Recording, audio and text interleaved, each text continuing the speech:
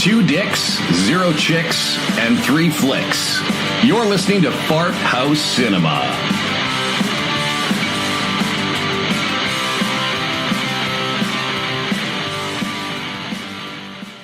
Welcome to another remnant one-shot of the FHC podcast, Fart House Cinema. I don't want to say welcome back, because our original listeners are either committed or dead. Or in jail. We were big in the prison system, I hear. Yeah, and in Turkey. Yeah, definitely. Turkey. I mean, torturing I feel like we just make the same joke every time about the merits of this podcast being used for human torture. We're trying to say we're horrendous. In not so many words.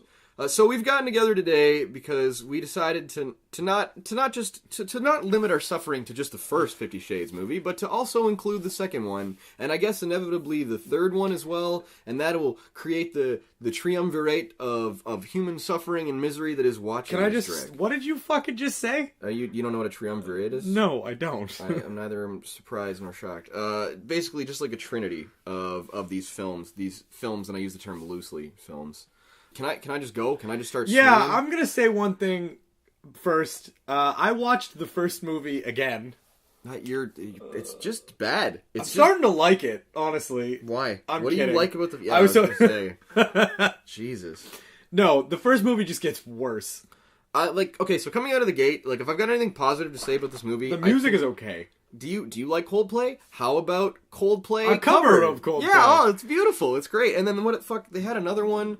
They have So Lonely by the Police. Police writes a lot of stuff about people watching people, so in this movie it makes a lot of sense. It hurts. It hurts to have an association of things I like with things that I think are just like cancer. But I think the second movie is better than the first movie. I think there's... But that's not hard. No, I think... If you were to survive liver cancer and then, get your leg amputated, you'd be like, well, this is better, but it's not great. Yeah, well, in the same way that, a bag of dog shit is slightly better than a flaming bag of dog shit. There are plot points, and I'm very careful about saying that, because I mean plot in the sense of, an event, not, a good event, not a well-written or well-structured event.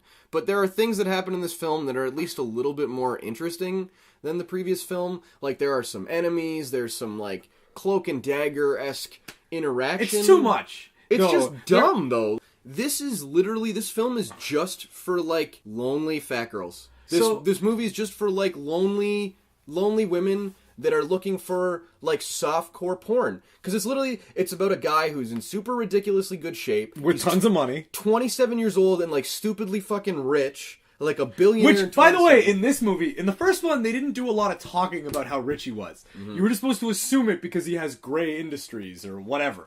But in this one, he makes a lot of comments like, Anna, I make that amount of money every 15 minutes. Yeah, no, it's really the $24,000 every 15 minutes is what he says. Yeah. Is just so let me get this straight. They make a lot of weird... You make 100 G's in an hour? You make 100 G's in an hour. That's what you're saying, right? And just Wouldn't that make you a trillionaire by the end of the year? I mean, I guess he's exaggerating, but it's just literally that's just what it feels like. It's like a 13-inch cock that ejaculates money and chocolate. And who has still infinite time for his romantic partner. Well, I don't know. This film is just such a farce of a character. It's surprising at all that it's built around fucking for Twilight. Those of you, if there's any new listeners that haven't either seen the first movie or listened to our podcast on the first movie, do we have to give the buffer? If it's not obvious, don't spoilers. We are talking about no, I'm not spoiling. Well, no, yeah. What I'm saying is 50 Shades Darker is a continuation of 50 Shades of Grey, which is essentially just a... Twilight fanfiction. You know what? No, it's a film adaptation. It's a 2-hour perfume ad, is what it is. Are you going to give credit to anybody on that? Yeah, I will. At the end. Okay. If you stick around to the end. Yeah, no one's going to make it that long. That is not my joke,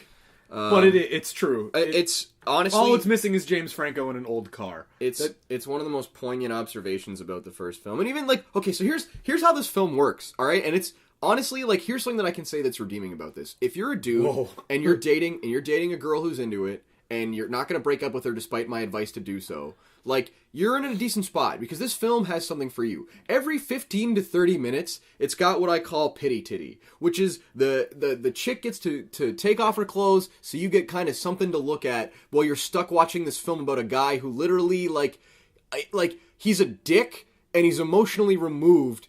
So he uses that to sort of manipulate this girl into doing what he wants. And, she's constantly protesting and arguing about not being like his submissive, like his slave, like not being able to give him that sort of lifestyle. She's just vapid and dumb. That's the worst part of the whole movie. Like the worst thing for me is that it's just like she ends up just doing it anyways. Like she's like, no, I can't be this thing for you, and then. Like, but hold on, here's the spreader bar. Yeah, every 15 to 30 minutes, it's like she takes a step further down. Like, there's a point where he busts out some Benoit balls, and she's like, I'm not putting those in my butt. And I laughed, because I thought it was actually kind of, like, quirky or sort of funny. But then it was just like, but you probably will. Like, you literally probably will, because... Like, 10 minutes ago, you were like, I'm not going to do anything kinky, and now you're like, I want to be spanked, and now I want to be handcuffed. And, like, let's talk about the sex scenes, all right? So when I first, I'm right out of the gate, I knew I wasn't going to pay for this movie. I'm sorry if this makes me, like, if this disqualifies me as a critic, but, like... No, I watched it on the internet. No, exactly. So I downloaded, like, a copy, and it was, like, Chinese subbed, and they censored all the sex scenes. So I was like, oh, well, I better watch... If I'm going to go through this, I might as well at least see, like, the point of it. So I got the actual, like, non-censored version... It's not even good. So was the censored version just like 15 minutes long? No, because they just cut out the sex scenes in this film are like what, like 4 minutes tops. Like they include 5 seconds of finger banging, like 10 seconds of oral, and then they basically have vanilla sex. And the BDSM part is that occasionally she wears handcuffs that he takes off almost immediately every time. And I don't even know, like, I can't critique the sex scenes because it's not supposed to be pornography. It's supposed to be this weird soft-core mix. But I just don't, like, I don't get it. Like, there's no real BDSM. It's, like, I think one of the funniest parts in the sex scenes is when he's going down on her and she's standing up, but her legs are completely shut. It's like, where are you trying to go, bud? Unless she's got, like, a huge clit or a dick. I just like more to the point. Like I don't even understand the point of like the oral sex that she receives, because he does it for literally like 5 to 10 seconds tops, and that's where my mind is blown, because that's like what kind any girl would know that that's not a useful, like, it's just dumb. Like, well, it's just so the way I got through those scenes, simulated eroticism, I guess. They annoyed me too, and the way I forced myself through that part of the scene is I just imagined, hey, what if it smells bad? Between masturbating? Well, yeah, I mean, it was hard, you know. Yeah. It's really difficult. Yeah. Did any part of this movie turn you on even a little bit? The ending, because I was able to just be free of it. The fireworks? No, like nothing. Like I don't find it erotic. I don't find them interesting. Like, it's just vapid. Like, this movie has no depth. No, not at all. Like, there's no allusion to anything. There's like the argument that there's like themes of control and submission, whatever else. Like, yeah, no, like, it's dumb. Like there's no the boundaries that it's quote unquote trying to push are stupid. And like these enemies, these characters that they're developing, that their relationship is supposed to have, like the Mrs. Robinson archetype, her boss, who I want to talk about. Yeah, that got and, like, weird. The photographer. Like, these are just 3 people that have nothing better to do in their lives than to be hung up on a girl who literally refers to herself as nothing. Like, the only, like, I don't know. Okay, so I want to talk about their relationship a little bit. This is what I started thinking about almost immediately. The minute he goes, oh, let's go for dinner and whatever, and what drives me nuts about their relationship is there's nothing to it. Beyond the fact that she's like an 8 and he's kind of attracted to her. Dude, like, the whole... There's no depth. They don't know anything about each other. They don't have any kind of connection. They've never even watched a film together, arguably. Unless it was like... What are you implying? it drives me nuts. They don't actually know each other, but they're both, like, obsessed with each other. And I'm gonna level with you. She's not that hot, and he's not that magnetic. They should not be that obsessed with each other. I mean, I definitely think they lack for real chemistry, and it's funny how much, like, not real conversation they have. Like, they have a point where they're talking about, like, that's what conversations are. Like, if you notice, most of their dialogue in this movie actually takes place over, like, text. Let's talk about that. Like, how fucking weak and I do like that concept when it's well done. I hate it. If you've ever seen House of Cards does that really well. I think it's dumb. Like, I'm not watching. Like, if I wanted to read, I'd read a book. I don't need to watch it unfold, right? Like, I don't necessarily want to watch a whole movie like that. But what I do appreciate about it, it's realistic, I guess. Well, because people do text. because 3 years ago, what it would have been was somebody texting and then reading every text out loud. Sure. And that's annoying as fuck. I don't know. This whole film is annoying as fuck. Well, true. This whole film, like, it just runs like a cycle. Like, here's how the cycle breaks down, okay? So the movie starts with Anna and Christian being split up because she couldn't take the BDSM shit, and he's got this weird life. This is how it works. His emotional unavailability creates an abusive cycle of endearment where Anna feels neglected and abused and controlled but then as soon as she calls him out on it, he opens up a little bit about his emotional state, and she immediately gets sucked back in, and they just rinse and repeat the cycle. And all of his abuse and his stalker-esque antics, his disrespect for He her still lifestyle, does them, by the way. Well, but not only does he totally disregard these quote-unquote ideals of her being, independent and equal to him, which she most definitely is not equal to him in no way, shape, or form is there, an equality between these two people. He later says he's not a dominant, he's a sadist, but he's 100% a dominant. He's 100% trying to dominate and control her life. And manifesting his resources to control and do that. There's so many elements, but the cycle of the film is this: that she's having an emotional break where she can't deal with it. He desperately tries to win her back and gives her a little bit of the insight into his broken past, which, by the way, is just vaguely hinted at abuse. That's stupid. I instantly scream laughed at the intro scene where they're trying to show his mother. What's a scream laugh? Ha! Yeah, that's terrible. Yeah. Just the idea that they tried so hard to be this was his life beforehand. This is why he's so damaged, but it's useless. I mean, they don't explain it, but he's a brawl. Oh man, there's a scene he's where a brawler. Okay, let's talk about that. I want to talk about this too, because there's the scene where his sister brings up, he used to be a fighter. And then, when they go to his childhood... UFC poster, right? Okay, I'm glad there's two of them. I'm glad you noticed this. There's also there's a Chronicles of Riddick poster in his room also. What could be more fucking out of place for this poncy douchebag? Listen, he's a bro. Before everything else, he was a bro. His favorite movie... I don't know if you noticed the Riddick poster in his room also. I was too big. I couldn't help but notice. Who puts a picture of their Riddick poster? Who puts a picture of their mom in front of a UFC poster? It doesn't even... And the UFC poster's not even that's an event that's outdated. It's so outdated at this point. I didn't even catch... Well, that was his childhood room, so it would make sense. Because they didn't change his childhood room. But a rich family with a modicum of money... The minute he moved out, would have at least put a flat screen in there. I literally don't know a single person who's ever put up a UFC poster in their room. I don't know a single person. I know a few people that look like they might, and you know exactly who I'm talking about. But even then, I don't think they do. No! I don't know any. It's the people writing this were okay, how do we? What are I bet you he likes to Chris fight. back then, too. He likes to fight, and he okay. Here.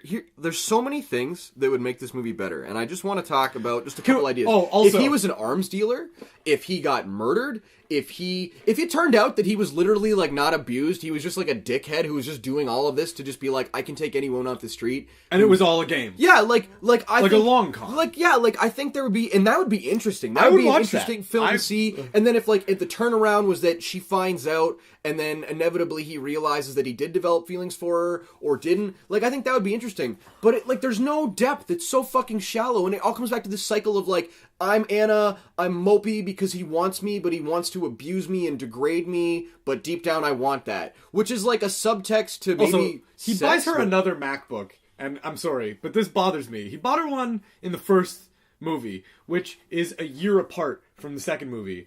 Where'd the first MacBook go? Sidebar, it's the same MacBook twice. Okay, well, I mean, again, he can't... There's no real emotional connection between these two, so it has to be demonstrated through gift-giving and his physique. He's hot. I also thought it was weird that he buys her all Apple products, but he uses an Android phone. He's the hot guy who's damaged and emotionally unavailable. I mean, again, I prefer Android to Apple, so but that makes sense. But they put so much effort into being it's not, because if you're into your basic picture 101, it's perfect. Here's also a Starbucks Gold card, you fucking idiot. Anna in my mind is just such a fucking basic, dunce, irrelevant character.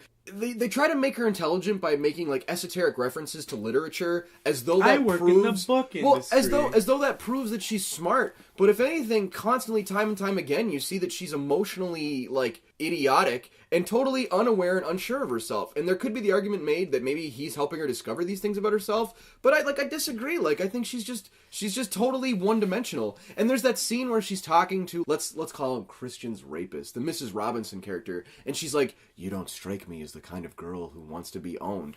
What are you basing that on? What the fuck are you?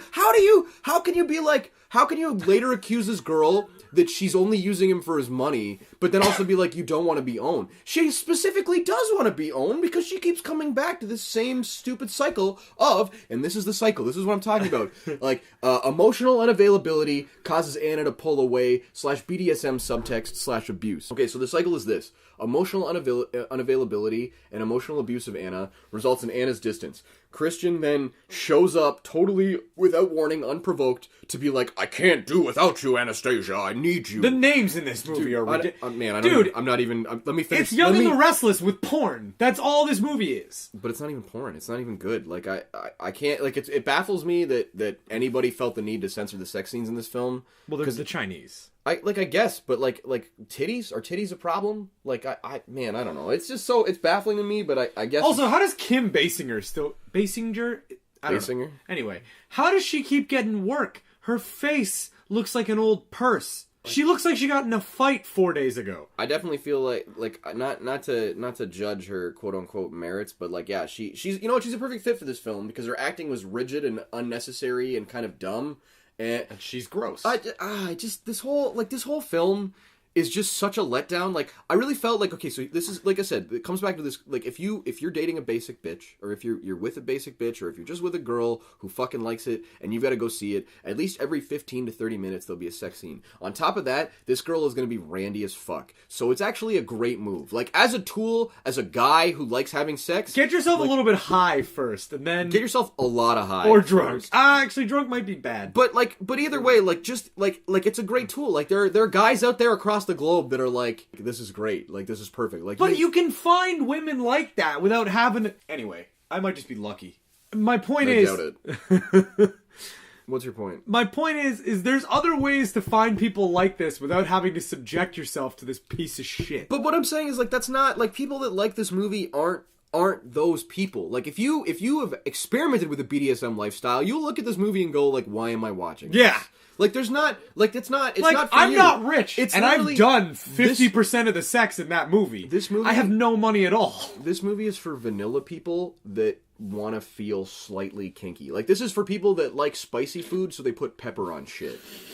It's just so bad. There's just so many exchanges that are needless. Like, there's this introduction of one of his past subs who's like a suicide attempted. The girl from The Grudge. Well, and I just I love how they make her like this disheveled like junkie who's so like, her life is so bad that she has to try to show up at Anna's, and like to the. Can we talk about that scene, Let's please? talk about it. Because when they try to illustrate like the power Christian has over this woman, and he literally just points at her and then tells her to move, and then gets her to like kneel down, and Anna's like, "How did you do that?" That's not even the part that bothered me the most.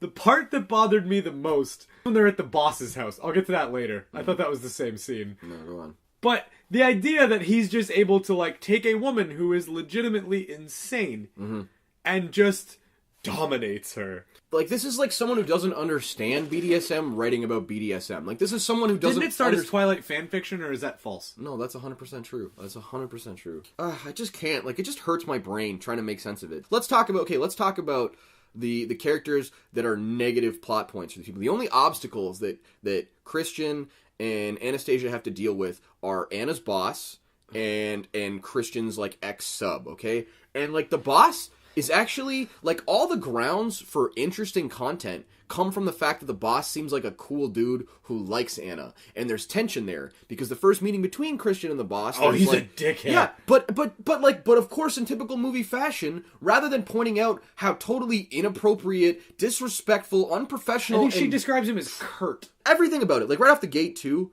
Why is your boss hitting on you in front of the head of HR? Why is that happening? And how is that even remotely intelligible? Like, oh yeah, Anna should come. And then he looks at her and she's like, yeah, Anna, you should go. Not like we have issues against company dating. And it's not like, I don't know. Like, yeah, the chief editor and his assistant go out for drinks. Sure. Yeah, why not? HR approves. The part about the scene with the boss, like when there's like an attempted almost rape. It's very... It's like a forceful rape like subtext. a really bad come on. Really. Well, really cringy and embarrassing. But like, she's in his office. He starts telling her she's not showing initiative, Is and then he he like drunk blocks the too? door. He seemed like he might have been drunk. It wouldn't be surprising, but it's such a fucking shift from his character, which is almost something that I can compliment because it's maybe a point about how people that seem nice aren't necessarily that way. But at the same time, I don't like, think that movie is this supposed to be that dude deep. really gonna give up his fucking job for a girl? Like, and here's like, it's interesting to have this guy become sort of an enemy, considering that like his lewd behavior and idiocy kind of costs him his job. But at the same time, why? Like this guy, honestly, this guy should have been more, like, this guy's more emotionally inclined, has more emotional involvement towards Christian Grey than he does Anna. It's the fact that, like, he shows up and sweeps her away, and he's like, now I have to, like, oh, Anna, I could make you come, like, no. And, like, that's what he says to her, and it's just so... I don't know anything stupidest- about the third book / inevitable movie, but I'm calling it right now. He's gonna be somebody from Christian's past or something. Because there's so much, like, weird obsessive behavior. I don't even think so. Like, I think that's how pathetically written and stupid this is. That they, like, I don't think there's going to be any involvement between those two, based on the lack of exchange when they were at the bar. Although he was creeping around at the birthday party. For sure, but I mean, I think he's creeping around at the birthday party because he lost his job because of Christian's ties with the quote-unquote Oh, he CEO bought of the company, too. Well, he did or didn't, but he knows the CEO, right? Because the exchange hasn't happened yet. I mean, I fucking hate that I even took in this much detail about it. So the part that bothered me about the scene with the boss the most is when Anna comes flying out of the office and says to Christian, he touched me. Christian's touch first instinct is to be like, I'll fucking get him. Really, dude? Like, you're like 5'8", and you have a guy who looks like a badass, his driver, standing next to you. Just immediately send that guy. I think it's really funny, too, that, like, you go through all this subtext of talking about Christian's troubled past and how he's a brawler, and then Anna's like, no, don't leave me, and he just stays. Like, here's a better option. If Christian had gone up there And beat the fuck and out of him. I don't mean like a beating, like, I'm talking like a beating like Ray Liotta in killing himself. yeah, like, I'm talking like fuck out of bordering on disgusting, and then Anna's like, holy shit, like, he really is a sadist. But no, they would never do that because he has to be a good guy. So, like, he sends his bodyguard up there to do what? Exactly. Like, what?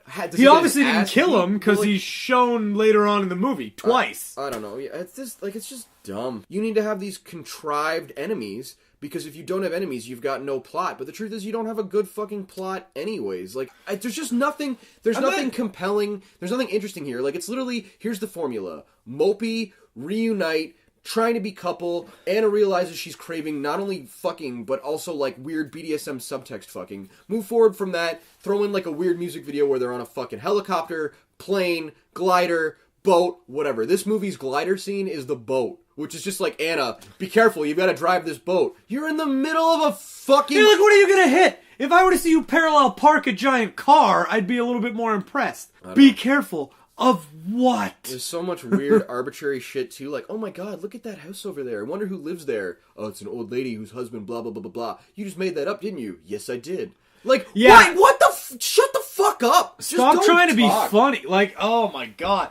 Alright, so... They're not human. Like, whoever's putting this film together, like, I feel like they don't know what humans are really like. But that's what this is. This isn't about being realistic or grounded. This isn't about, like, this is literally fantasy. This is a fantasy escapism for a girl who has no real personality, who doesn't have a relationship experience, who doesn't know herself, so she can be like, oh, the perfect guy comes along, and he's just the right amount of mean and mysterious, but he gets me. And it's like, there's nothing to get. There's no exchanges. You don't fucking learn anything. There's no depth. Like, everything is so fucking shallow. This movie is just a collection of scenes that are black and white. There's no conflict in anything. Like the opening of the film is Anna being like, I can't be what you need. I can't be this, like, sub who takes the abuse. And then by the halfway point of the film, she's pretty much begging to be abused. Like, it's just dumb. The subtext about emotional control through withholding information and withholding affection by Christian's part are honestly really troubling. Like, not to get all emotionally psychological about it, this is a really unhealthy relationship. Like, right across the board. Yeah. Can we also, before we get into that, because I feel like that's going to take up some more time, can we talk about the helicopter crash?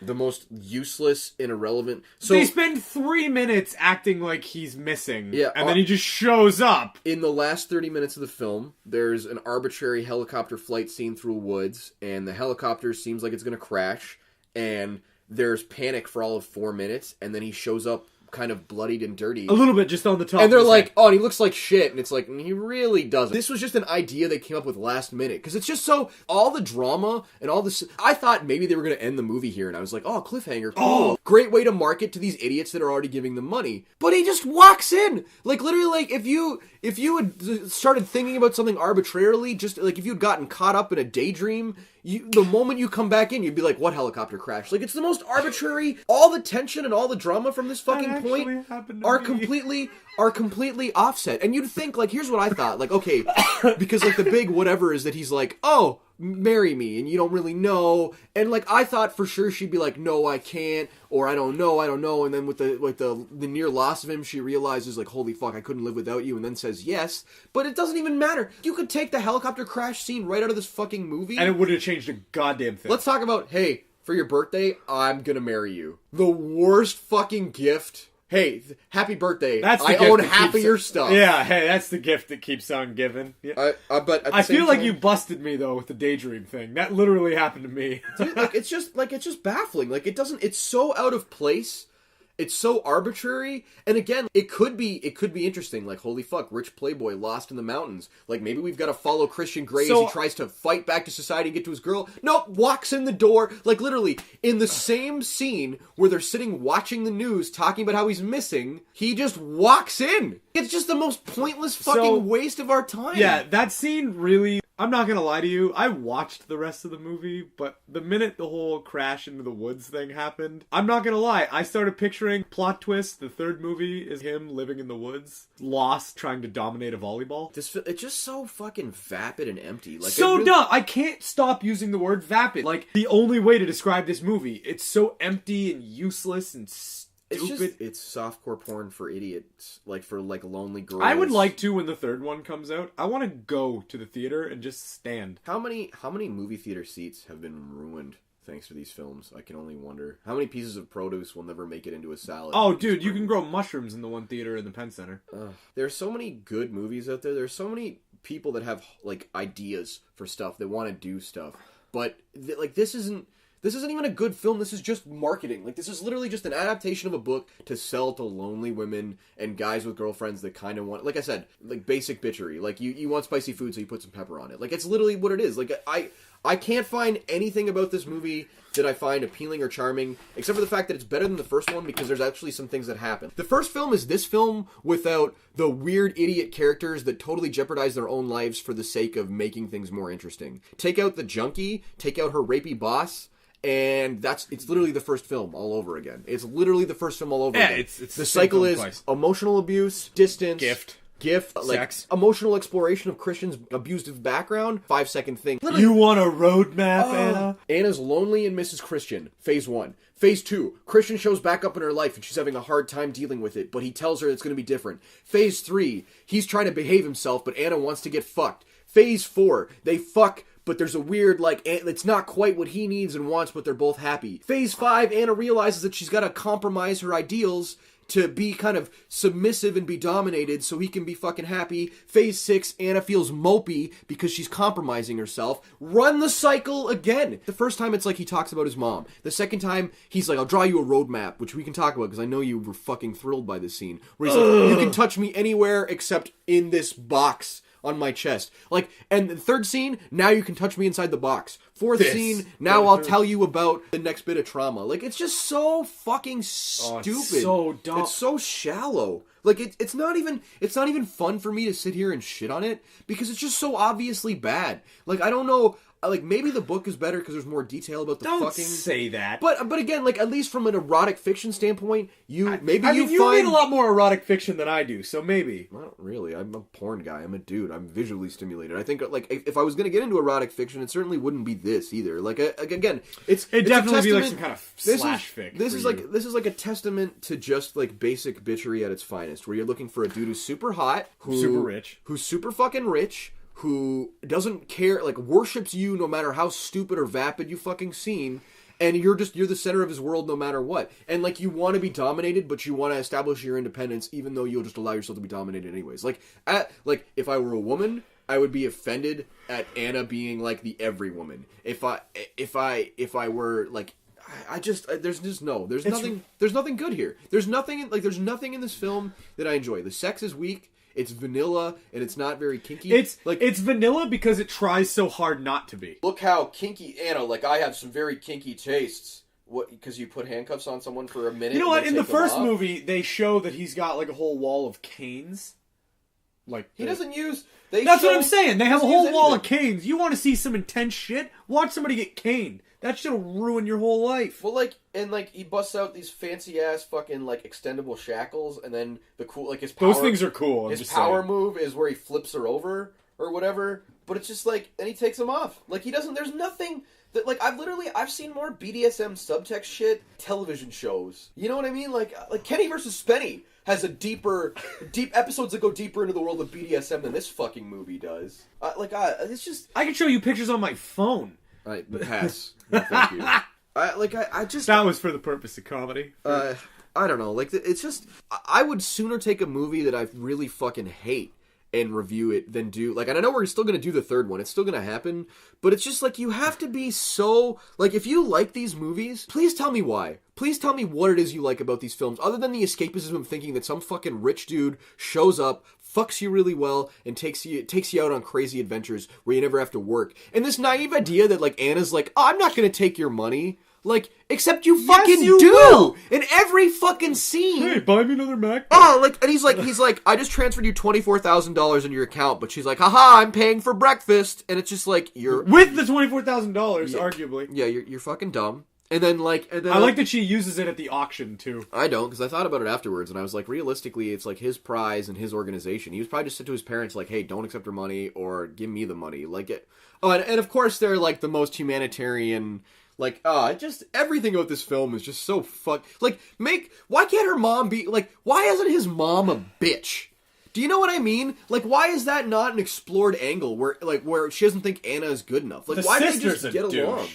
You know what? The sister seems cool, but again, like, not very human, because there's nothing about her that's negative. She's the brother bugs me more than anybody else, because the idea that he met Anna's friend in a club while Christian was trying to find Anna in a bar, and now in the second movie they're like together and they're like going on vacation together.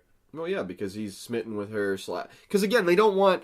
You can't make it too complicated. If there's too much plot going on, the simple people that are either trying to masturbate or pretend that they're Anna are going to get confused. You can't... All the tension, everything that upsets Anna, everything that makes her upset in this fucking film is Christian-centered. Like, it's not even about her. Like, she has no personal struggles. Like, her boss arguably doesn't even want to fuck her. He wants to one-up Christian, because that's when his whole attitude changes. And, like, again, like, was he going to make a move on her in New York? I really, like, and again, I wanted to see what happened if she went to New York with her boss, and then Christian shows up in this movie if he fucked There's her. just every little fucking plot nuance that has the potential for some modicum of interest is totally just passed aside and botched. This whole film is just, it's like an abortion of fucking storyline. Like, it's just dumb. Let's talk about the kinkiest things. For starters, nothing that he fucking locks her up or handcuffs her to is really that kinky, because he lets her out with anal beads would have been better than Benoit balls for sure. I thought they were gonna vibrate. I thought he was like gonna a phone operated. Yeah, like I thought he'd have an app or something, and then but like at the same time too, like you really want to, like, you're having a ball and your parents are around and you're like, hey girl, I want you to wear this fucking like sex toy while you're near my parents. That bugged me too. I'm glad that bugged you. I mean, don't get me wrong. I see the merits of you gonna wear a sex toy in a situation where it's inappropriate. Right, but like but around parents? his parents, Come like, on. Oh, I'm really pleased that your son likes me so much. Like, I don't know. We were at this ball for 2 minutes, and then we left, and then we came... Also, her lingerie changes. They make a whole big point. She look good, though. Oh, I don't know. She's got a Hank Hill ass. You're extremely critical needlessly. I think she's a fairly attractive girl. I just don't, like, from a physical level. Her parents are famous, apparently. I didn't know this until I read on the IMDb. I don't know. Her dad is Don Johnson of Nash Bridges fame. It must hurt. It must hurt a little Yeah. bit if you're a Bridges fan. But, is anyone? Well, I mean, in comparison to this movie, Bridges is like Renaissance quality. I'm running out of steam on this film. Like, I've got so many notes, and it all comes back to just the same. Like, there's so many. I'm gonna have you rattle your notes off in rapid fire, but before you do that, I'm gonna bring up a theory that got me through the last 20 minutes of this film. I could not stop thinking about what are the chances that either one of the main actors/actresses in the movie are now into this. Like, what if them having this is just a money grab. Everybody in this fucking film is thinking the same thing. And how often do you think that the dude that plays Christian gets, like, accosted by a 50-year-old? Dude, that guy has got a free license to basic bitch ass from now until... Forever. Whatever. Or mom ass. Like, he could probably get... That's what I'm saying. Like, you have to be, like lonely idiots, aging women that have lost touch with their own sexuality or their own ability to get laid. Because it's just such a power fantasy to have this fucking, like, a dude comes along and wants to just shower you with money, affection, and wealth, and all he asks is that you let him make you come. Like, wow, what a rough life. Poor women. Poor you. Tragedy. All right, let's just talk about some fucking fun things. Yeah, Mike's gonna rattle off his notes. There's no legal ramifications for a near sexual assault from her boss. Her boss just gets to quietly resign. I thought it was a really funny, dark subtext that we didn't talk about, where this guy was basically like able to walk away from a company with no problems whatsoever. I never thought of that. And in lieu of that, dude, it's totally just glossed over. It's totally just like, yeah, he resigned last night, and now you can have his job. And there's like that weird subtext of Anna being like, I don't believe you. Well, that's because you don't fucking trust him, because you can't trust him, because your relationship is unfucking healthy. When he says shit like, calm isn't my forte. Yeah, you know who fucking has that problem? Guys who abuse their fucking spouse. For sure. I used to be a brawler. Like, I can't. Where? I can't. Toddler Fight Club? He's such a fucking pretty boy nunts, too. Like, there's nothing about this fucking guy that, You think he went by Chris when he was younger? All of this fucking movie is just fluff hype for the third movie. And the third movie is literally just going to be built around Anna having tension with fucking the Miss Robinson archetype. Did you watch the credits for the second movie? There's a teaser trailer for the third movie in the credits. Man, as soon as that, like, same with this one, as soon as the credits rolled... Boom! Yeah, off. Well, Dude, you like, masturbated. Literally, in my notes, I literally have it written down. Please, God, make it stop. I remember, I paused it at the 50-minute mark, and I was like, it was like I took a gut punch. I couldn't believe I was only at the halfway point. Like, it is a long movie. I don't know how you turn the same cycle of stupidity into 2 hours, but goddamn, they found a way to do it. And all the while, not once was I fucking around. Like, the only time, again, in the lingerie scene, I was like, okay. And when she's like, I'm not putting that in my butt, I chuckled. Because it was like, I totally thought that's where he was going to put it. But at the same time, like, there's not even a value in her being like, I'm not going to do that. Because look at the trend. Look at how it evolves. She's going to be, by like the third film, she's going to be like, Christian, it's important you respect me. Okay, now I want to felch something. You know what I mean? Like, oh my God. It's just so, like, all right, what do we... I got like an actual guttural laugh at the face she made while he was putting in the Benoit balls. Yeah. And then the subsequent, like, oh, like... she just, yeah, like, this movie just cycles around Anna's mopey wandering, and then basic need. Like, she's like, let's just have vanilla relationship. And then every interaction they have from that point on is her being like, I want to go down the road to kinkdom, which completely nullifies the breaking point and tension of the first film. She calls him babes at a certain point, and it really bugged me. I don't know. In a text message I saw, and it with was the just X like, at the end. And I was like, yeah, she's a literary guru for sure. Like, yeah. Yeah, you work in the book industry. Yeah. Oh, I'm a fan of Austen. Okay, babes. I just don't know how and you have all this fucking, you have all this, like, esoteric, like, references, like, oh, I really like the parallels to Dante's Inferno. How fucking dare you? How fucking dare you take a character of such a fucking vapid stupidity and then be like, she's literally officiated. Like, she knows her stuff literally. Like, she's such a Her favorite author is Robert Munch. There's no way she's read a real book ever. There's like a beautiful irony in taking a character who's so poorly fucking written and then making her, like, literary minded. Like, I love it. Like, you could have given her any other job in the entire... Make her a fucking paralegal. Like, for whatever reason, I could have bought that. But the idea that she's a publisher... Come on. How about, like, congratulations on your promotion, which I may or may not be indirectly responsible for, which we're going to talk about how I'm not going to tell you if I am or I'm not responsible for. Also, while we're out celebrating your dinner, take off your underwear and give them to me, even though we're, like, in public. I'm going to put them in my mouth. Not a poorly written scene, not the worst thing I've ever seen. The elevator scene I liked. Like, yeah, sure, I'm with it as well. I thought it was interesting, though, because it was no one saying anything, and he's like, don't come yet. In an elevator, everyone just heard what you said. And oh yeah, there's no way. It's like, an elevator. You're not. And she's moaning so, like, it's just like again, like, it's just weird. You know why I get upset by this? Because to me, this is just totally a demonstration of why men, at least for the time being, are just so much more perverse than women. Because, like, it's just, this is so fucking vanilla. Like, there's nothing in this movie that makes me go, wow, that's racy. There's not a thing in this film that makes me go, oh, wow, like, that's kinky or different. Like, and everything that tries to, it's just, like, it's been done before. Like, it's not new, it's not innovative, it's not fucking fresh. Like, you want to show me some fucking kinky shit? Show me, like, his fucking, like, a glass-floored fucking penthouse suite and he's nailing her on it or something over top of, like, a Manhattan Day parade or some shit. You know what I mean? Like, this dude's got so much fucking money and he doesn't manage to be any more creative than you or I. And it's just like, fuck's sakes. Arguably, you and I are more creative. 20, you really want to turn this into, like, Spencer and Mike are BDSM aficionados. Ladies, come see us for abuse, right? You know what abuse is? You know what abuse is watching these fucking films. True. And there's no safe word. There's no safe word for these. I kept yelling mine the whole time, and nothing happened. 27-year-old billionaire, and he doesn't fucking do anything. The one point you see him supposed to be doing work in this film, and he's texting his girl in the middle of a meeting and getting visibly frustrated. Oh yeah, that, like, stereotypical corner office, but his desk is huge and oversized, but empty except for one single laptop. She says at some point, she's like, I need space, and she's more scared of Christian than something else, and I'm just like, if that were true, then you're dumb. He's just such a cycle of abuse. Like, I can't... She also seems to drink a lot for someone who is dating someone who doesn't like her drinking. Well, again, that's how she establishes her independence, right? I can't always do what you want, Christian. I occasionally get tipsy. Like, I can't. This movie's not worth the time we're fucking putting into it. Also, I really don't feel like Benoit balls are that kinky. Like, you're right, though. Had he had, like, an app that would have, like, controlled them. Right? That would have just taken it up a level, and I would have been like, okay, fucking cool. All right, cool, right? man. Like, all right.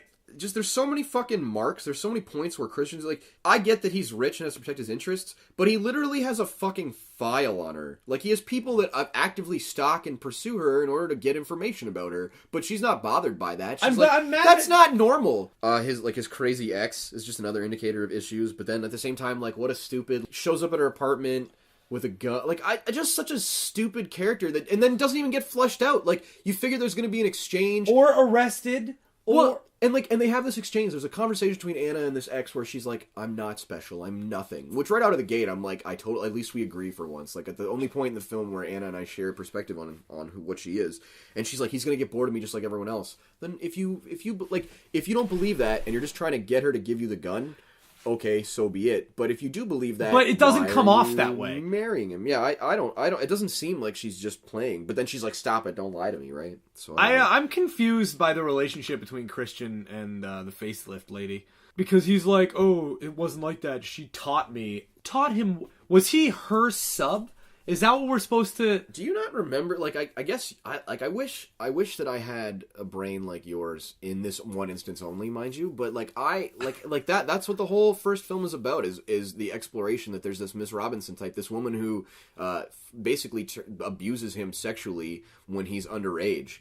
And it's through that he becomes aware of his tastes for abuse of women that, in this film, is revealed look like his mother. Which, on the one hand, like, okay, cool, because I'm confident that's there. But on the other hand, like, he's not even a sadist. Like, Anna doesn't even suffer. If everything we've been told is true, then Christian would still be grossly unsatisfied with the current situation. But it's like, but their love carries through despite the lack of fucking fetish. Yeah, this movie is a celebration of tantric stupidity. It's just a long, delayed gratification of why Anna is not a total fucking idiot and why Christian isn't like an abusive asshole. But everything is made amends for by the fact that he's got an infinite amount of fucking money. And time, somehow. Yeah. Because most people with that amount of money, by the way, super busy. Yeah, there's so many dumb things. Like, again, her boss is like one of the coolest, charming cats in the film who's like, Anna, use my first name. Like, let's be friends. Let's get along. And then suddenly he's like, now I'm a drunk rapist. And I will say, like, I like that Anna fucking, like, nearly snaps his fingers and kicks him in the nutsack. Yeah, honestly, I thought that was a great scene because up until that, here's further demonstration of a character who's being a sub. Like, there's almost like an interesting exploration in that, but at the same time, it's also a point about how, like, submission is nothing without consent.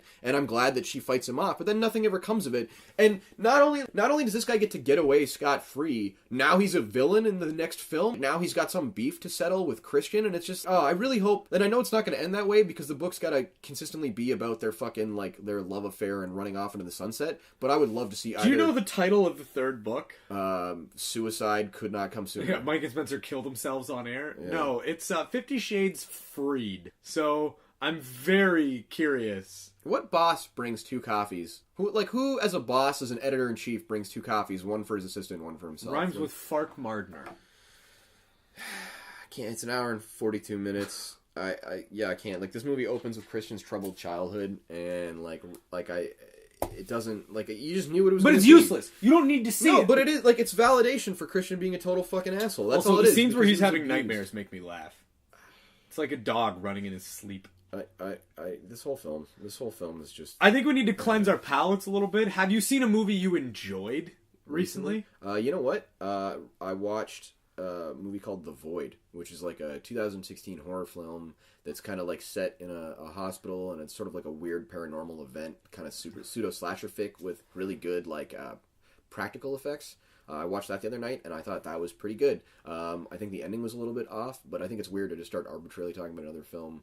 But I do agree that I don't want to talk about 50 Shades. Yeah, I need to cleanse my palate. Have you seen anything else or just horror films? Are we wrapping up? Is that what this is? Yeah, I can't talk about this film anymore. It's garbage. I want to start a class action lawsuit against fucking E.L. James. I mean, the problem is that it's like, fool me once, shame on you, right? Like, we're doomed. We're trapped. Not only now we have to watch the third piece of shit. Yeah, exactly. And the worst part is, there's no content here. Like, there are bad films that we've reviewed, and you and I can talk about points that are stupid or things that are I'd rather dumb. watch either of these than fucking Time Cop, though.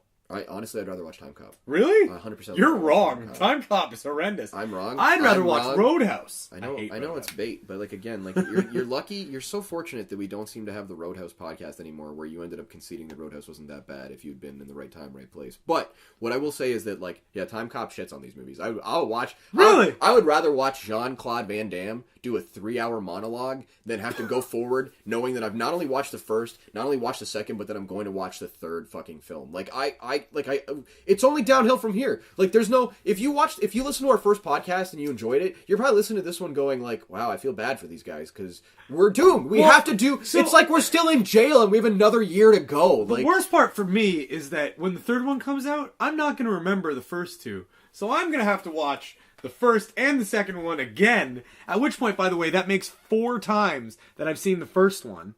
I mean, it's just so, like, it's painful. Like, as someone who likes to see, where's the show and don't tell in this movie? Where's the artistic subtext? Where are the themes that are explored? Where's the fucking cinematic content that makes this a movie? And the truth is, it's not. Like, this is just literally, this book sold really well. Let's just adapt it, and boom. And, like, I bet you, like, the only thing that's got to be worse than the fucking, like seeing this film, like we've had to, is if you were a fan of the books and saw these films. I can't imagine you could enjoy these films. Like, they're not even very, like, visually pleasing. No, they're not. Me. There's a couple good cinematic shots in each movie, but that's because it's a high budget movie. You give enough idiots enough money and they'll come up with one good thing. What drives me the most insane about these movies is it shouldn't be that actor. That actor does not appear dominant in any way. The only thing he's ever dominated is, like, maybe a smaller dude. Like, that's fine. It's 2017. I'm not going to judge. But I'm saying if you put a John Hamm type of character... Sure, yeah. I'd even watch Ted Danson. But I mean, it's not for us. We're not the demographic. And that's why it's so frustrating to watch these films, because the demographic are... I'd rather watch a gay version of 50 Shades. I'm not surprised by that. I think it'd be a more interesting movie. I think there's so much interesting content that could be explored, but none of it is. Oh yeah, there's so many missed opportunities. They don't go deep at all. It's just, I mean, again, it's centered around these two characters who literally have the depth of a puddle on a sunny day. Like, it's just painful. I'm out of things to say. I'm out of things to talk about. If you like the first one, you'll probably like the second one. Yeah, please stop listening to our podcast. You're probably cancer. Like, you're probably one of the worst things to happen in the human fucking race. People that like this movie are people that, when they have an office potluck, sign up to bring napkins. That's who you are. People who like this movie are people who specifically prefer to fart in elevators. Full of people. Which I guess I'm looking at you, maybe not. Maybe because you don't you know what? No, because I have You're just the worst. You're the fucking worst. You're the kid in class who reminds the teacher he said there was going to be a test. That's what you are. Fuck. Like, you're the woman in the office that's allergic to perfume. That allows nobody else to wear scented anything. You're the head of HR who acts like she's cool but isn't. But yeah, just stands there and listens to you. That's the end of 50 Shades.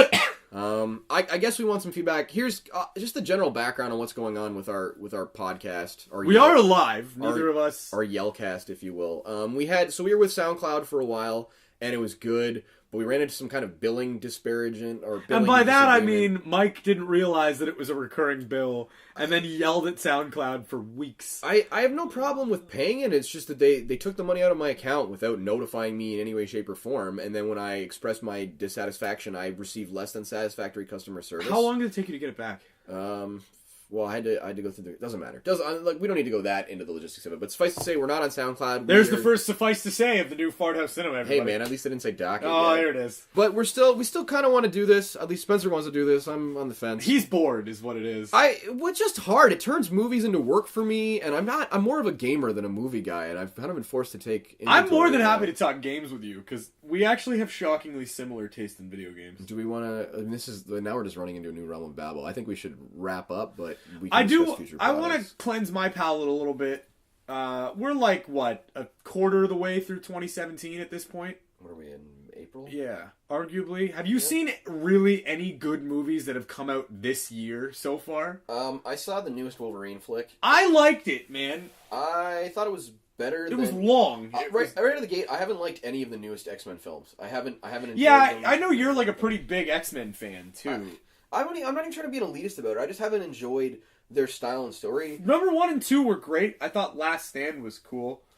As far as the Wolverine is concerned, I liked the style of it. I thought it was good, but it didn't do anything for me. And I've come to realize I don't like child actors. I don't like kids in films. They're annoying. I don't have anything to add. Other than Would you recommend Wolverine?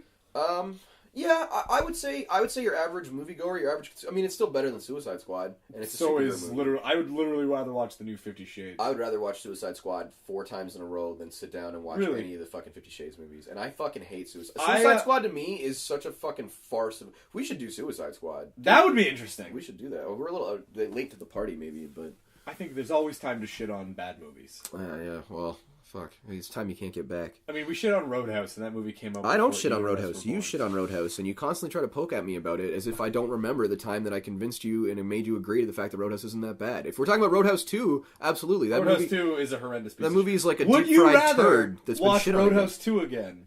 Yeah. That's Really? how much I don't like 50 Is Shades. there a movie... At least there's violence! That's At true. least there's some fucking fighting! At least there's some plot! Shit! There's some drama. You find out what happened to the fucking guy from the first Roadhouse movie, and you're actually upset. 50 Shades, I'm just upset at myself for not making better life choices. I'm with trying my to time. think of my favorite movies of 2017 thus far. I did like Wolverine. I thought Goon 2 was really good. I haven't seen Goon 2 yet, but I've heard good things, and I'm excited for it. I really like the first Goon. I'm excited for things like, obviously, Fast and the Furious. Harbinger Down on Netflix. This is kind of a neat aside, but I'm a big fan of The Thing, as you may or may not know. Classic film with Kurt Russell. The Carpenter Yeah, movie? exactly. And they made a sequel in 2013, I think. Honestly, it's a reboot. Well, technically. but I mean, a sequel in the sense that it's another movie. But set it was in the also same world, Carpenter that did well, it, it was a wasn't it? prequel. It wasn't a reboot either. But I think, Carpenter might have had some involvement. But the point I'm making with Harbinger Down is that Lance Henriksen film. It's on Netflix right now, and it's the same team that did the practical effects from the prequel to The Thing. But what happened with the prequel is that the studio came in and was like, let's go CGI instead of practical effects, which is like the biggest like disgrace and disrespect to the first Thing film. But so these guys, I guess, did a crowdfunding thing and put together this film called Harbinger Down, which is essentially Harbinger Down, yeah. And it's like The Thing on a boat in the Arctic, and it was actually pretty cool. So I didn't hate it. Like it's like a B horror movie at best, but it was. Did you see Split yet? No, haven't. And Are you okay? Have you seen Unbreakable? I know there's a tie into. I want to sit down with Unbreakable again. I wasn't crazy about it the first time I saw it, to be honest. We might have been pretty young when that. I mean, you're like Younger, a year older, for sure. 2 years older than me. I think a year, but I don't know. All right. So 50 Shades of bad. There are good movies out there, though. I think there's stuff upcoming, and we're hoping to see them and review them as well. It's a good year for bro movies. I will say that. It is a great year for bro movies. Moving forward, I think it's likely that if we continue doing our podcast, we might just move on to YouTube. Because after thinking about the logistics of it, it sucks to not have a video format, and I don't necessarily think either of us are that particularly attractive to be in a video format, but ultimately there's no limit on uploads. The sound quality isn't going to take a big hit. And ultimately, like, I don't know, like, as good as... if Rogan can pull off video format. I mean, as good as SoundCloud was, I don't know, what they were giving us for what they wanted to charge, I didn't think it was worth it, which is where it kind of Where are came you to going a to throw front. this one? Well, so this one, it depends. I'm going to edit it, and then maybe we're going to put up together a YouTube channel. So, I mean, again, it doesn't matter to talk about it, because wherever you're experiencing is what we did with it, so either I'm wrong or I'm right. But Honestly, yeah... we could just put it on iTunes, to be honest. honestly, we could just put it on iTunes, to be honest. I have nothing else to add. I think we covered some ground. I think it's good. Fart House is, the embers still burn, even if the fire is low. Mike and I rant about a lot of things regardless. What? No. As much as he denies that we are actually friends, we get together quite frequently and shit on more than just movies. So if you guys would rather we just get together and shoot the shit... I mean, really, like, the inevitability of this is we're just going to probably keep getting together and talking about stuff and putting out the cast. Sometimes it'll be about movies. Maybe sometimes it'll be about gaming. Other times it'll just be about general life stuff. I think we should now go by Fart House Industries. FHI? Well, we're rebranding, we're redeveloping. It's a strange time. We've put exactly $0 into R&D, but we have a lot of ideas.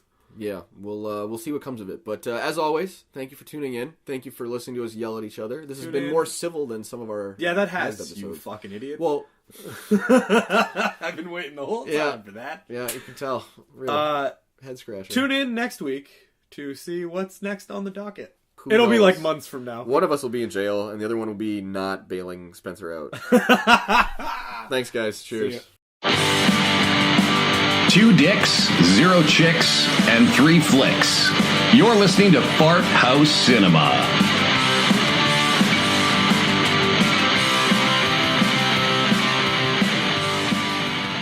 Okay, welcome to the 50 Shades episode. Neither of us are happy to be here, but before we get into it, special thanks to Mike Garrett for that introduction. Really cool. Yeah, I'm still not giving him any money for the fuck no. He already gave it to us for free, and he's got enough. He doesn't need our money. It's just going to go he does, though. It's he needs everybody's. We'll start a hedge fund or a donation fund either way. But this is our 50 Shades episode. We were supposed to be joined by a special guest who couldn't be here tonight. No one's going to be disappointed. He's too busy riding jet skis in Costa Rica. On the backside of a jet ski, and that's not even a metaphor.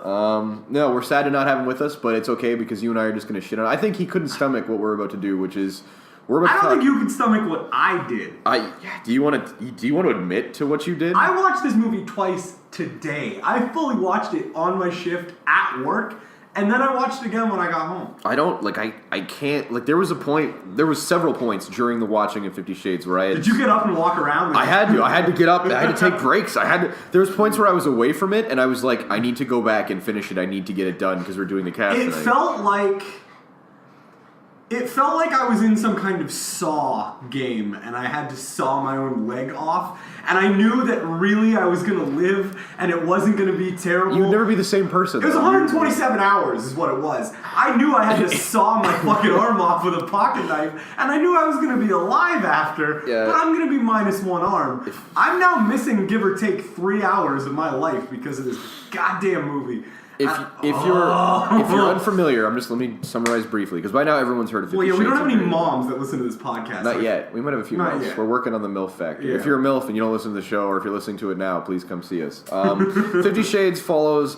I'm going to use all the following terms loosely, but it's supposed to be like a romance story, initially based on Twilight fan fiction, and it follows the story of one Anastasia and Christian Grey. And the way it works, essentially, is that he's this rich, mysterious, charming dude, and she's this like dainty, kind of bland, regular girl. She's just going through her life and kind of winds up doing an interview for him. Again, I don't follow the books. I've read a few excerpts. They're all it's awful. To describe it as writing is to do a disservice to children's books and any written form. It's a disservice to hieroglyphics. It's a disservice to any kind of written idea. It's a disservice to doodles. It's insulting and it's offensive to the human language. And while I recognize the right of free press, I don't think any book should be burned. I think this might be the closest one to what I think should be burned. So again, Twilight fan fiction is the origin of this, and it follows this romantic escapades of Anastasia, Steele. I want to say Steele, and name. Sebastian Grey. Christian Grey? I keep saying Sebastian. That was a test and I failed. Oh, God. It wasn't a test. I just can't. I take this content so non-seriously that I just can't even invest into it. It's just such a... Ugh. All right, tag me in on this, because I got some rage I got to unleash. So, do you want to... I have 1.5 good things to say about this experience. I have one very quick good thing to say about it. All right, so actually, I have two. Technically, I have two. Number one, it's not that long of a movie. Let's seduce the movie and then take it to our dungeon where we intend to destroy it. Let's do this. All right, so positives. Positive thing. Not very long. So it was a Sebastian Grey. Why do I keep saying Sebastian? Jesus I would have rather watched her get dominated by the lobster from Little Mermaid. At least that would have been a more pleasant experience in this film. But good things. Let's focus on that. It was a short movie. It was a scant 90-something minutes. Oh, it felt. Oh my god! It felt like you did it more than once. I did, yeah. Like you deserve I did a couple medal. things more than once during that movie. We'll talk about that. Look, I have positives. And the score was not bad. There was some interesting music choices, but I felt like they fucking had to. Some points I felt it was good. Some points it clashed. I can't deny the Crazy in Love slow remix. So cool. It's a neat track. And even that new Weekend song. I don't know if you're a fan. I don't mind it. I like Glass. If you know me at all, it's funny to. Yeah, well, definitely. The more I know you, the more I can not infer things about your musical taste at all. But focusing on the film, That's all I got, though. So here's what deserves credit. The director and whoever cut the scenes together deserves credit, and here's why. Not only because of that, they killed themselves, I'm confident, but there is so little fucking chemistry between these two people that the only way you can even tell that they're interested in each other when they're not, trying to penetrate one another is the way the film is cut. It's the way that, they can't show her looking at him. They have to show her biting her lip because it's not genuine when she looks at him. It's the way they can't, they have to show their hands touching but not their faces because these two are dead. These two are both, these are Terminators in human skin pretending to have a romantic relationship. I feel like this is what it's like to have a relationship with you. No, I'm significantly more fucked up and the BDSM is way better. We'll get to that too.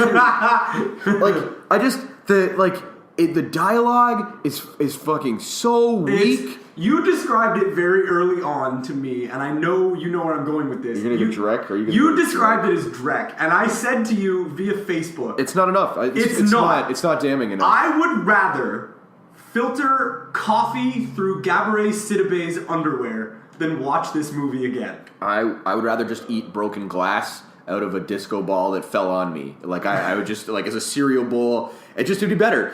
This movie just drags and it just does the same two scenes over and over again. It's him and her. Oh. It's him and her talking about. But I'm so damaged. Oh, I don't even want to get to that. It's just it's where he's trying to convince her to be submissive and she's kind of trying to resist and then they fuck and it's just those same two scenes over and over again. There's also this thing where she just flips the switch. It's I'm not into this, but oh wait, yes I am. Fuck that. No, that's not how it works. A big thing on the net, and amongst a lot of people is that there's the BDSM community hates this. Because it's not an intelligent or consensual portrayal of BDSM. It doesn't have the same concerns. It's not consensual at all. Well, I mean, at the forefront of this, he's weird. A stalker, and he's insane. He shows up at her apartment in one scene for no reason, and she's just cool with it because all right.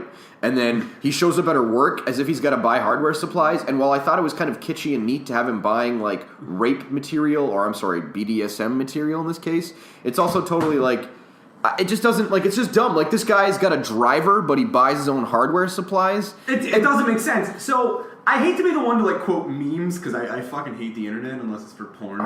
Man, listen, if we get anywhere, it's because of the internet. You fucking shut your mouth. Listen. What I'm saying is, somebody sent me a meme to my Facebook as I was watching this movie, and it was, what did it say? It said, 50 Shades of Grey is only cool because he's a billionaire. If he lived in a trailer park, it'd be a criminal minds episode. When I was initially breaking down how I felt with this, I was going to say, I think this is female porn. And hear me out on this, because firstly, I know that women watch, A, they watch porn, B, they watch porn. And if they don't, they're lying to you. Whatever, everyone watches.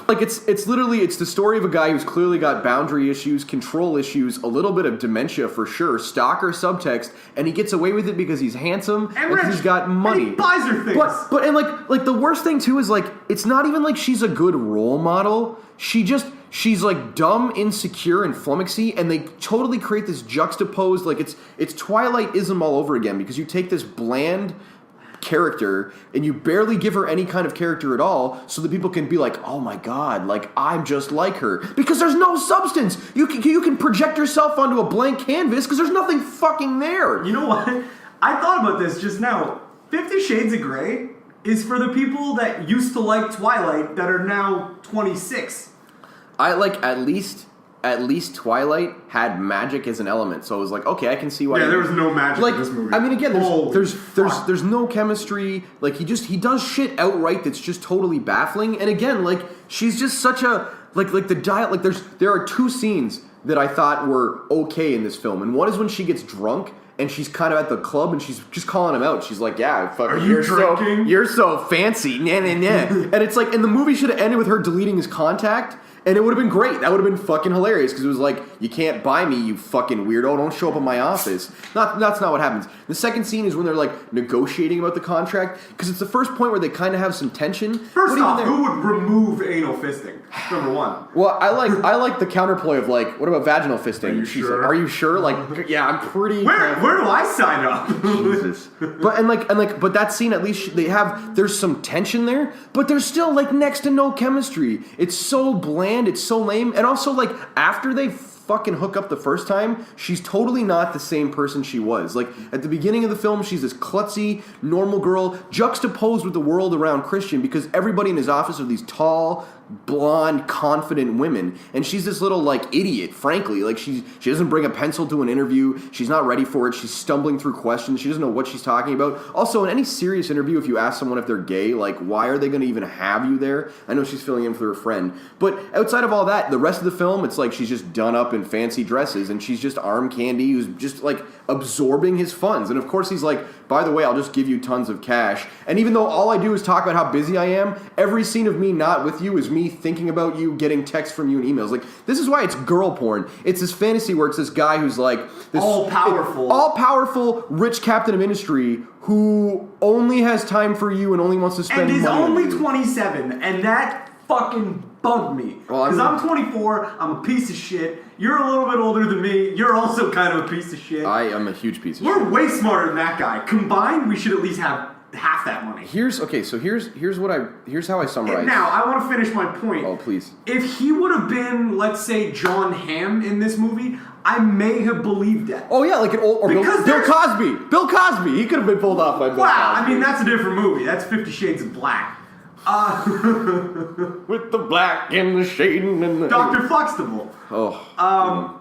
No, but there's 35, 37-year-old billionaires. Mark Zuckerberg, Bill Gates. Again, if the age gap had been more present, for sure. But this dude, like 11 years ago, I mean, I don't know, whatever. He got molested, so he's mature, right? Fucking whatever. The whole... Look at it. This is where the movie fails for me on multiple fronts, okay? And I like the part where she Googles it, too, when she... Oh, I Google... I don't know what submissive means. Are you...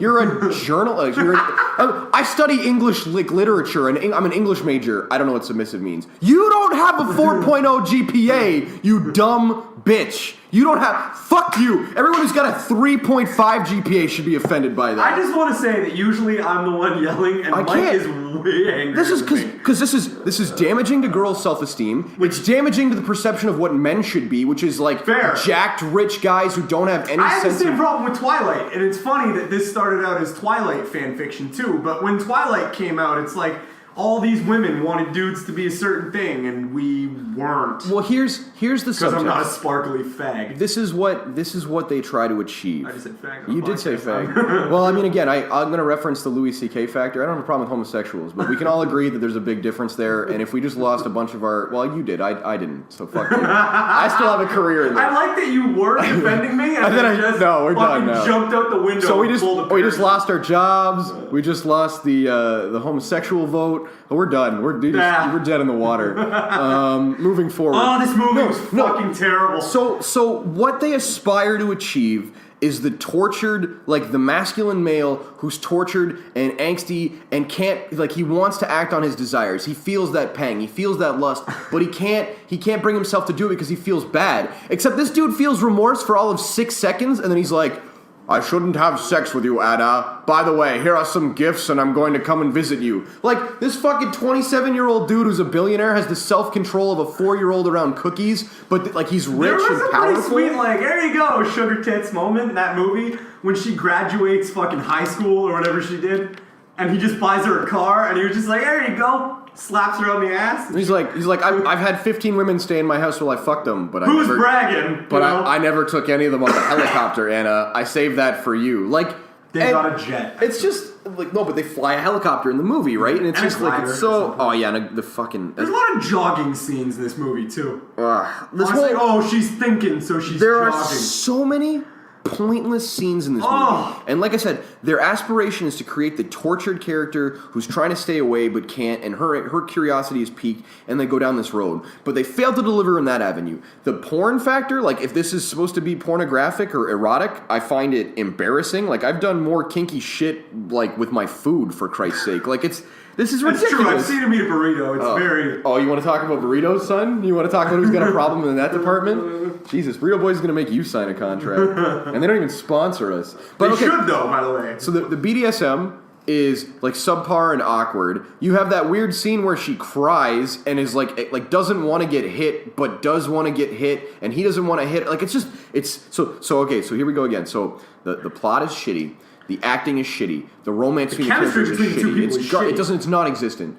The BDSM sucks. The sex scenes aren't even really that like fucking arousing. Although there is one where he puts on a condom, which I thought was cinematically they never address that unless it's A, comedic, or B, part of the story. But they fuck numerous times and they do it like the condom is there once. Like it's totally that was weird. I thought that was weird. And then there was also the whole thing about birth control that she had to take. Yeah. So I thought that was weird, but I also thought that was interesting. Like he paused. Well, what I like about this film, coming back to or likening it back to the difference is money or handsomeness.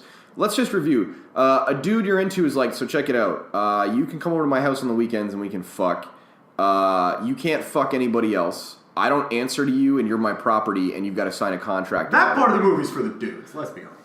But there's no part of this movie that's for the dudes, because if it was, here's how. You did get to see some boobs. They're all right. I can't complain about that. They're all right. The 50 Shades version for men. This is how it goes. I thought about it, and it'd be my fucking favorite horror movie. Helen Keller. The same first half of the movie, right up until he gets her handcuffed to that thing, and then he eviscerates her. And it's a story about a rich serial killer who's got so much money and so much fucked up, and it explains his behavior. It explains how he's a sociopath, and but it's better because you get all these women like, oh my god, it's just like 50 Shades, and then he just fucking cuts her to ribbons and does it again and again, and then you can finally have a heroine at the end who like convinces him to let her dominate him first, and then she knows, and it's like a sibling. Like, there's so many different avenues that this could be interesting, and instead it's like, watch two people have subpar, like, shitty chemistry, and then watch them have, like, mediocre to non-interesting sex. Like, I watched somebody talk about how they weren't even going to bother giving this like a PG-13 rating. It was Oliver, I think. John Oliver was talking about this, and he was like, we're not even going to give it like a PG-13 rating in France. And it's like, it's true. There's fucking like there's... You can see more boobs on Brazilian kids shows. There's nipples, and there's spanking, there's implied penetration. Not even her butt, by the way. There is a butt. A butt double. No. A butt double. Who has a butt double? I have a butt double. You probably do. I have a butt double. You never know. You have a double butt plug. You're saying it wrong. I'm sorry. No, bro, I just want to address that. When can I put it back on vibrate? When we're done recording? I don't want it to interfere with the mic. You shushed me on a podcast. You actually shushed I shushed you because I really wanted to talk about how good this movie could be if he murdered Anna. I figured you would appreciate it. I do. I appreciate it. It got really dark. I'm just saying, like, at that point in the movie, I felt like seeing someone do that to Anna because I felt like the movie was doing that to me. Like, it's just bad. This movie, like, and here's what I hoped. Like, when we talked about doing this, I thought we were going to go in and it was going to be fun bad. Like, I thought it was going to be, like, terrible, like, this is the worst thing I've ever seen. It's just disappointing bad because it's not even, it's not even good at being bad. It may have been. Okay, so I'm just going to take 2 seconds and say that we did have kind of an event planned, and then one of our friends, who shall remain nameless, Sean Ironside, bailed. And then mine and Mike's schedules didn't work, and then in the middle of that, we were like, no, if it's just two of us, it's just a fucking date. We didn't want to go on a date. Which everyone in our office already thinks we're dating, which is weird. Yeah. It might be that we hold hands. And some of us would like us to be, which is even weirder. Yeah, we take turns writing that fan fiction. That's true. Hopefully, it's going to be a movie soon. Yeah, hopefully the same people who made this, ours would be way better. 50 Shades of Brown. Just one poop. The subtext is just one poop. Sponsored by Burrito Boys. Okay.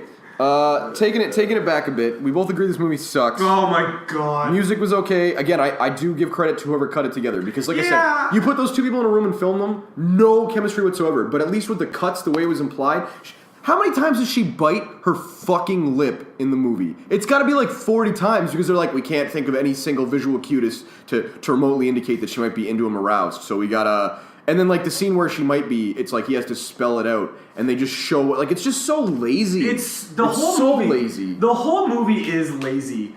what that scene, you know what this movie was? Do you remember watching like Showcase? Of course you do. Showcase. Red Shoe Diaries? Well, I was thinking more along the lines of like the other shit. Yeah, that one makes sense too. It's all the same thing. Like that weird like softcore fucking Red Shoe Diaries. Yeah, you used to beat off to on Friday. Because when you couldn't get the after going to a Y dance. You couldn't get the Blue City movies on Channel 7 back in the day, so you had to jerk off to Showcase. Yeah, absolutely, yeah. That's what that was, and those were better. I don't like. It's got to be like I want to say porn for women, but it's not. But it's porn for insecure idiots. Like if you like this, you're dumb. You are dumb. The writing is bad. If you like the books, you're an idiot. The movie is awful. It's really just a litmus test for if you're a dumbass. Like there's no way. Like even having gone to see this, I feel like a worse person now. Like I don't come out unscathed. I come out questioning how what the budget of this film was. A lot. Like I mean, and then like how is everyone we don't like everyone you know should be fucking published because this book is trash. Like this whole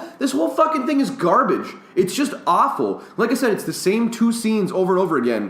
It's Anna's feeling self-conscious about her decisions to screw Christian, and then she screws Christian, and it's rinse and repeat. The only thing I can say that I liked about this movie was the ending, which, spoiler alert, it's a cliffhanger, so they can sell you another movie, you fucking idiots, because they know in your fucking self-conscious, fucking retarded minds, when you go to sit down in this theater, you're so excited to project yourself on this blank canvas of a useless character, so you can imagine getting fucked by a giant wad of cash with a 12-inch dick. Okay, so that was all true, and I forgot about this, but this IMDb fact, I love IMDb, this has been addressed before. Each cast member learned their lines in 5 days. Fucking color me shocked. Jesus fucking Christ. I mean, like what lines? Like what complicated dialogue? I have a theory on some of this. You notice that in most of Anastasia's scenes, she's got some kind of paper in her hands? Sure. You think her lines were on it? Absolutely. I'm gonna find out what the budget of this movie is because I don't have a problem. Like I feel like the actors all did their own roles prospectively well. Like I don't feel like anyone. Hear me out on this. I don't feel like anyone did necessarily a bad job. Like you can't force tension. Like you need two actors that can generate. I mean, I guess that's what acting is. Never mind. Yeah, they all fucked up. I don't know. It's awful. I can't. I want to approach this movie fairly. I want to approach it with an open mind and give it a chance. Heartburn. I'm sorry. Dude, like I said, the funny thing is, like, I was worried that I wouldn't be angry enough coming into this because it's just such a letdown of a movie. It's just so tame and boring. Like, it's not even how angry I am and how angry Spencer is right now is not an adequate demonstration because the movie's not even worth being this upset about. The movie barely, like, I would not have completed it. I wouldn't have finished it if I didn't have to. And you probably felt bad for me on some level because I finished it. Nobody anywhere feels bad for you. You're an asshole. Nobody anywhere feels bad for you. I do, because I also understand that you sat through this movie, but the people that haven't seen this movie aren't going to feel bad for you because they don't know that it's, like I said, it's not like getting your ass kicked, which can be exciting or a story to tell later or be dangerous. And you probably deserve to get your ass kicked. Yeah, again, you've got a story at least. This is like you sat in a waiting room and watched two idiots kind of just look at each other for a little while. And okay, yes, there's doing it in the film. Yes, there is. But this is how the movie is so boring the rest of the time. The sex is less exciting. That, like, I was more aroused watching her put a pencil in her mouth than I was watching them do it. Like, I can't... It's just weak. It's just weak and shitty. It's not exciting. It's fucking stupid. Like, I can't fathom how this got made as a film. I can't fathom how the book is a success. And the funny thing is, like, at least the book... I can fathom how the book is a success because people in this generation are fucking stupid. Well, so are we. But women love erotic literature, for the record. Like, it's much more a common thing. Like, men like porn. We like there it is, bam, problem solved. And again, how many husbands do you think in 10+ year marriages after they went to go see this movie had, like, awkward attempted BDSM sex and then just fucking failed at it? Well, so here's the bigger issue. How many women do you think, how many men now are going to not be able to live up to expectations implied by a character like this? And again, it's the same thing on all sides. Absolutely. And I feel terrible for people that are actually involved in this. This is a real thing that happens, and it's getting bastardized. Well, again, you don't need to, those who know don't give a shit. Well, yeah, and I want to address, too, there's another movie coming out, and the name of it escapes me, and I know you've seen the trailer for this, and I know we've talked about it, and I'm very interested to. It's called like 13 or something. It's made by a Japanese guy, and it's okay. All right, yeah. It's supposed to be like oh no, it's Matsumoto's new film. It's R100. I know this because I'm a big fan of Gaki no Tsukai, which is like the Japanese reality TV show. I'm not going to get into it. It's not porn. I can assure you of that. Well, no, but it's a film that like is directed by Matsumoto, and it's going to be kind of exploring like submissiveness, like real dominatrix stuff. Well, I don't know how. Again, he's got a weird humor and approach to film. But I'm going to be interested to see. I'd rather watch that. Movie. Oh yeah, no question. Now, my question to you: have you seen a worse movie on purpose? Yeah, but that doesn't. The reason I've seen worse movies is because there are some movies that have gone straight to DVD. Oh, I don't mean worse. That's a bad fucking shit. Sin City 2 I didn't see in theaters, so I have the luxury of not stating that was worse. Sin City 2 is a pretty top contender. I will say Dinner for Schmucks I still think is one of the worst films I've ever seen. I wanted my money back for Dinner for Schmucks. I got my money back for that. I literally, at the end of the film, I went and talked to a manager, and it was the only time I've ever done this, and I was like, dude, like I cannot begin to describe to you how awful that was and how much I expect you to cop me, and he copped me a free ticket. Like I sat down with him and explained to him like that was painful to get through, and I was here with my friends, so I had to stick through it. That was awful. And I like Steve Carell. I don't know what happened. Maybe that's just like a Dumb and Dumber moment, because I'm not a big fan of like the classic Dumb and Dumber I can get behind. Any of the sequels I'm not a fan of. But this movie is like, it's like eating paper that has a little bit of pornography on it. That's why because it's just like, why would you do it, and why is it a thing?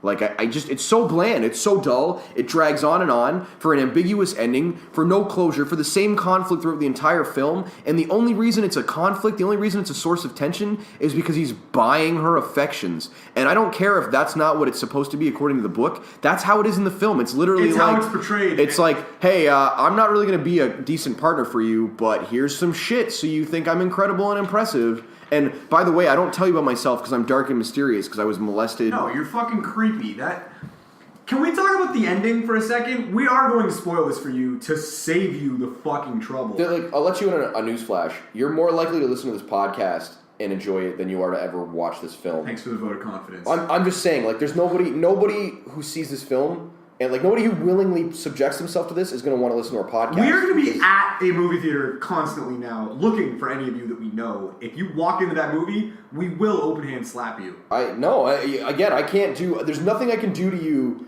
that hasn't already been done if you enjoy this movie. That's like, fair. You must have been lobotomized. That's fair. The ending of this movie is essentially, he flips out for no good reason, really.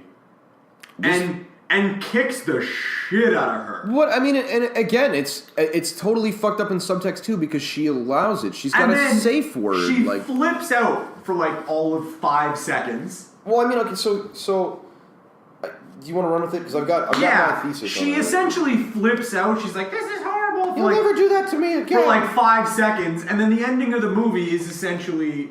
Now I know in the actual book she does leave, but there's clearly a second book. So does she really? Well, she leaves the apartment. I mean, again, like so the issue here is that it's a to be continued ending because they want you to buy another one, and you fucking. We're probably going to see the second one too. We'll pay for as much as we did for the second one as we did for the first one, no doubt. Let's just sneak in. I'm going to be very drunk for the second one. I don't know if it'll help. I don't know if any amount of like unless you can get to the point where you're unconscious and sleep through it.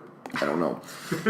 This is dark. This is dark times for FHC. I'm glad we did it because it was. Really... I'm not. I really don't. Like, I don't feel like this has reminded me that like the truth of the matter is you can't always watch films you like, but we can. We can choose to just live in the movies. Yeah, we love. can. Like we can't. This was for me. It was almost like a proving ground for if I really wanted to do this podcast. I'm glad. I'm glad we're doing it, and I think this one, like I said, I'm hoping people like this one because a lot of people talk about 50 Shades. But I came into this with like before I saw the movie, I had this hope that you. I did. I think it was good. I thought it was gonna be like funny, like haha, like look, it's 3 dudes. Well, yeah, I thought we'd just be shitting on it comedically, but this movie has genuinely caused me duress. Like this film has hurt me. And not in like a consensual BDSM way. I thought of, we always do like photos for our episodes of like funnier kind of. Can we get like a butt plug with blood on it? No, I actually thought of taking a photo of my face after I watched this movie. Like, I could tell when I was done. I sat on the edge of my bed going, oh my god, this is fucking horrendous. I want to take this brief opportunity, and I mean this jokingly because you know I'm fond of you and I don't think you're hideous, but I don't know if I could differentiate between your face and a bloody butt plug. Oh, well, the best part of this is, taking it full circle, is when I was going to take a picture of my face, I had to take the butt plug out so it didn't look uncomfortable. Oh, yeah, so, I got you, yeah. So you could just, like, relax a little bit. Yeah. Stop wrinkling your forehead. Yeah, I mean, I really... Sadly, I only masturbated twice this time movie. I didn't even... My dick did not even move. You weren't even tumescent, There wasn't a twitch. It wasn't even like a good, like, fully hard jerking off, too. I mean, and then neither of them are unattractive. They're both incredibly attractive people. That's gay. Fuck, whatever, man. You've already isolated our gay fan base, so I have to bring it back by being, I guess, somewhat closeted. But, so the ending scene is... I think what they're going for is that, and again, I haven't read the book, so I don't know, but I think he's really upset because she's pushed into his past, and in turn, she's trying to see how fucked up he is. Like, she's trying to see how violent and how cruel he can really be. I didn't even get that. Well, that's me digging so deep, but the way they present the characters, I don't even know. It just seems dumb because she's basically like, I'm going to let you spank me, knowing full well I have a safe word. I'm going to let you get carried away, and then I'm going to be mad at you that you got carried away. And it's just like, you're so dumb. You're both so...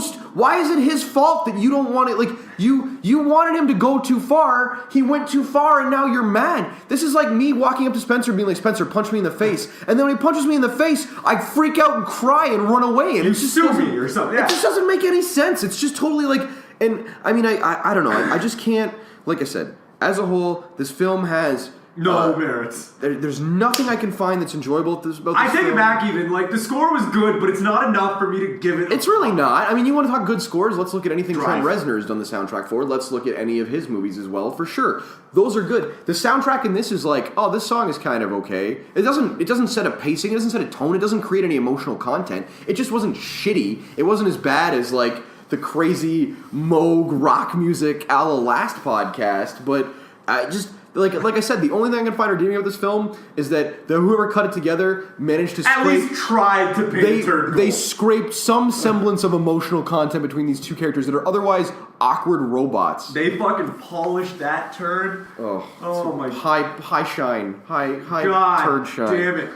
What else do you want? I just want to say again that this movie, and what drives me nuts, by the way, is I read online. I don't see any like reports of protests or anything like that. Really, feminists? You guys are all up in my fucking shit for not holding a door for you? Well, it's probably all the rape jokes. Well, I mean, that's, 6 of one, half dozen the other. But people are gonna fingers? Like fingers in the... Well, no, you gotta duck beak it. Okay, just quack. I got you. Just in. That's not gonna be nearly as funny without the hand gestures. I just want you at home to know that, but please continue.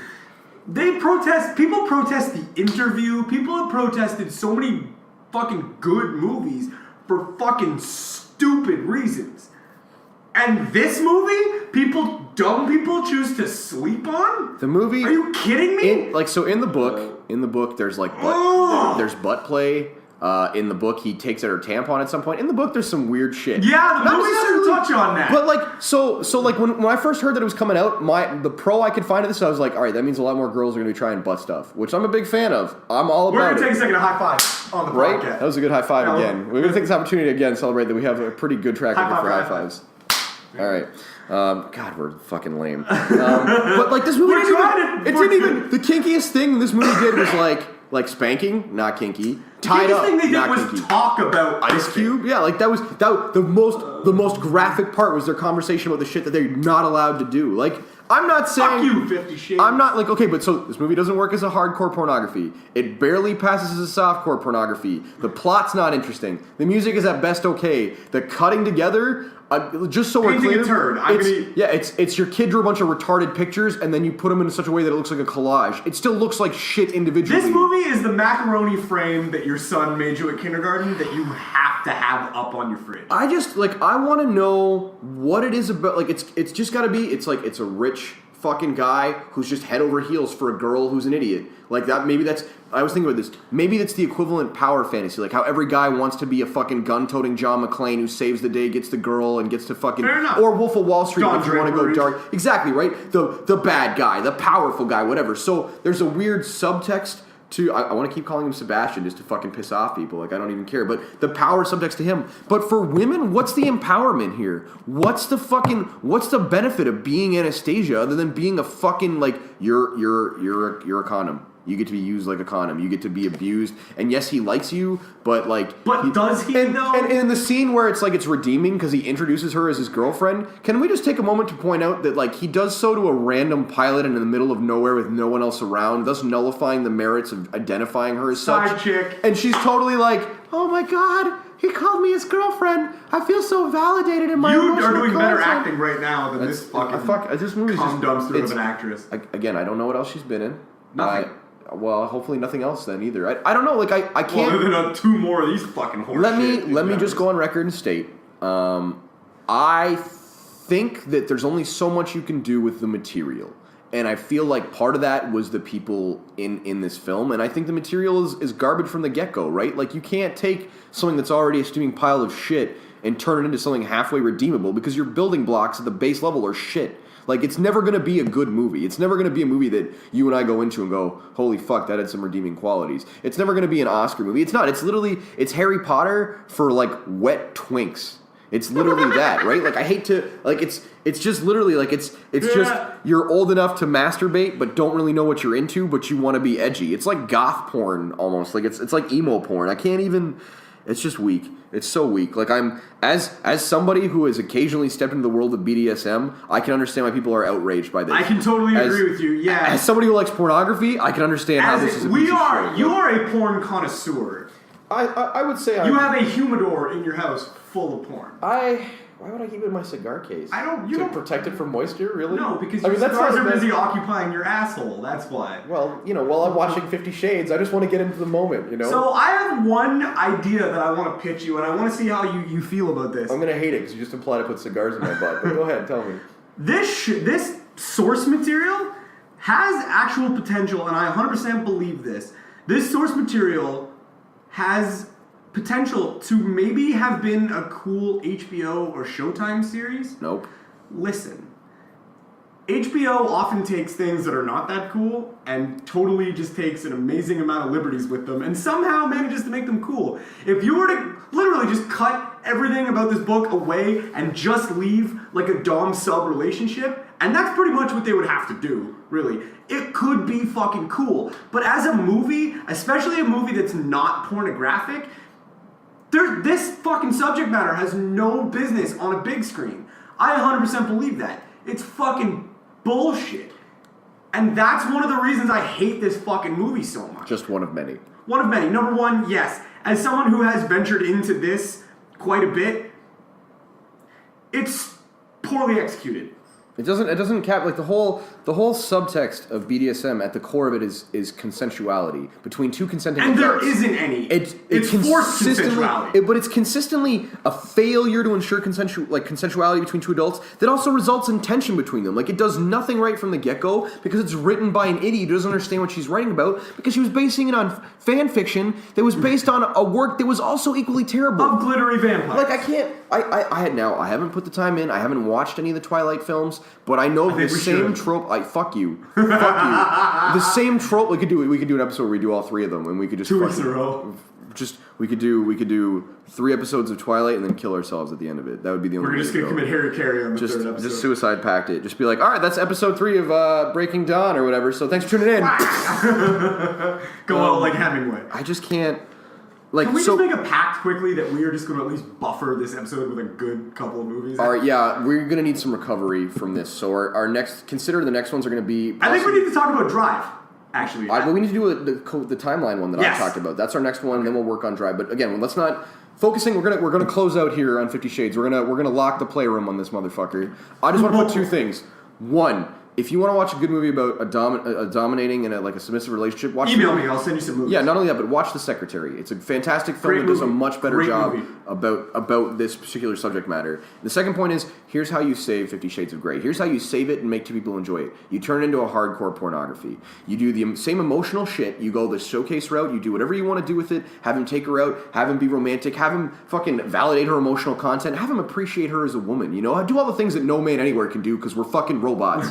but then put in fucking double anal fisting with another girl. Like, because you're gonna have women that are turned on for the emotional content that stick with it for the porn content, and you have the guys going, holy shit, my girl's watching porn. Or the girls with the girls, or the guys with the guys, whatever. But turn it. Go all the way. Make this the very first, like, soap opera legit pornography. I'll check it out if I can watch some girl. I would subscribe to that. I would give it way a shot. overpriced. Sure, why not? But, like, at least, because that's why people are there, man. If it wasn't for the kinky sexual subtext shit, this wouldn't even be worth talking about. It's the fact that this kind of dabbles lightly in BDSM, and the fact that a bunch of people were like, "Oh, it's really taboo." It's not. It's not even like the weirdest part. The weirdest part in the book that I encountered was there's a point where they're in the bathroom together, and he pulls out her tampon and then fucks her.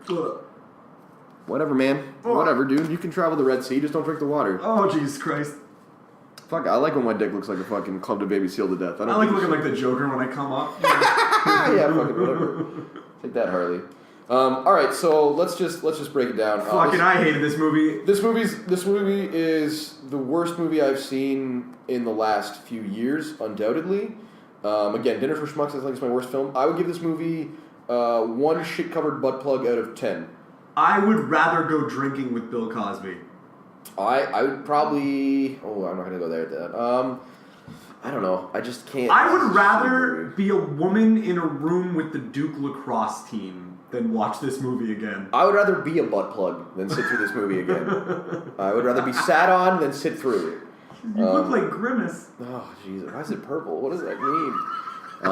So again, like I don't know, like if you tuned in hoping we'd have more positives, we don't. It's a shit movie. Now we are gonna buffer your lives with a brief stint of Oscar talk. I'm gonna go on the table here. Like I love movies and I love film, but I love a specific subgenres of film. I don't think I'm well-to-do enough to really have comments on stuff. See, I just love. You're an Oscar fan as well, right? You're like you watched it, you tuned in. Do you want to talk right off the bat? We want to talk Birdman. Birdman's a fucking phenomenal film. It's so good. I'm not surprised it won. I do think it's one of the best films. I mean, there were some good nominations, I think. There were, but I mean, really, a lot of people are pissed that Boyhood didn't win. Boyhood is a gimmick. It's a well-executed movie, but it took 13 years to film. Cool. A lot of devotion there. With everybody involved, there's a lot of devotion in filming that movie. But it's not better, acting-wise, than Birdman. Nothing this year was. With the exception of J.K. Simmons, the dude from the fucking Allstate commercials or whatever, the farmer's insurance commercials, and also the neo-Nazi from Oz and the dad from Juno. I do know the neo-Nazi from Oz. Good reference. All right, I'm with you now. Go on. It's my role model. Jesus, man, we're gonna that's Germans. Feminism. That's blacks now and homosexuals. We literally, our fan base now consists of Mike Garrett, so he can hear his own intro, and that's it. And anybody from The Office who doesn't get bored in the first 2.5 minutes. Like, okay. We're done. We're dead now. You just killed us. So, he was in a movie called Whiplash. I don't know if you've heard anything about it. It's a movie about jazz drumming. He fucking killed it. It was one of the best displays of acting I've ever seen. Okay. Was not better than anything in it was better than anything in Boyhood. It was better than any acting personally in Birdman. But Birdman was a better film.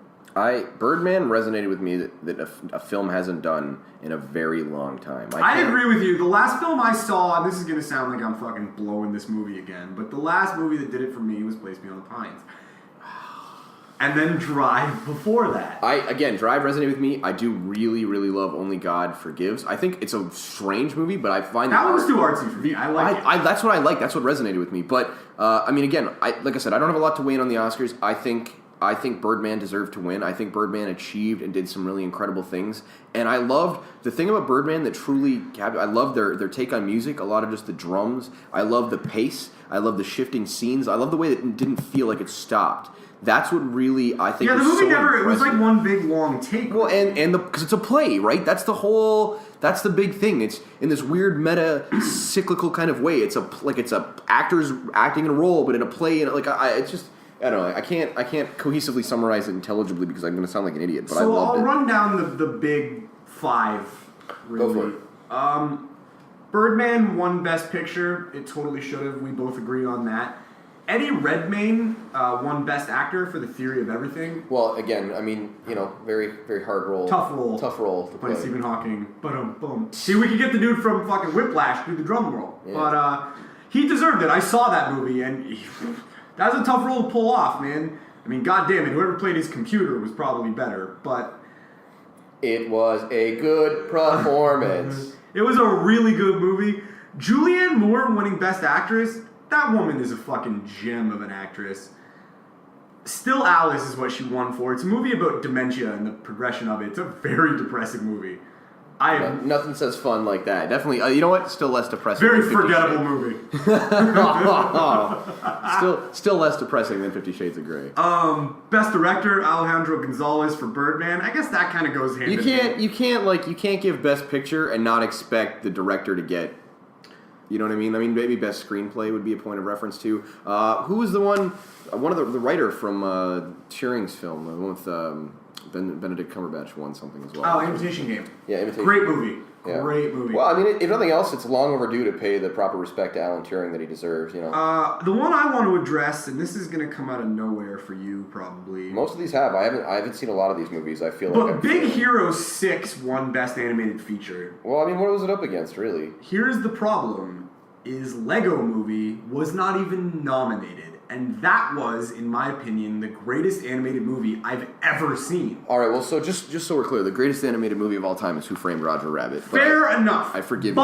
But the Lego movie at least deserved a nomination. Wasn't even fucking nominated. Are you kidding me?